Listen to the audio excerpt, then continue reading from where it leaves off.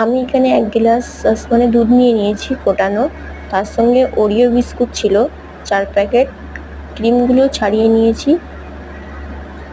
তারপরে ক্রিমগুলো একটা গ্লাসে রেখে দিয়েছি। মিক্সি জারে বিস্কুটগুলো ভেঙে ভেঙে দিয়ে গুঁড়িয়ে নিয়েছিলাম। তারপরে একটা বোলে বিস্কিটের গুঁড়োগুলো দিয়ে দিয়েছি, তার মধ্যে হাফ কাপ ময়দা দিয়েছি, মিক্স করে নিয়েছি।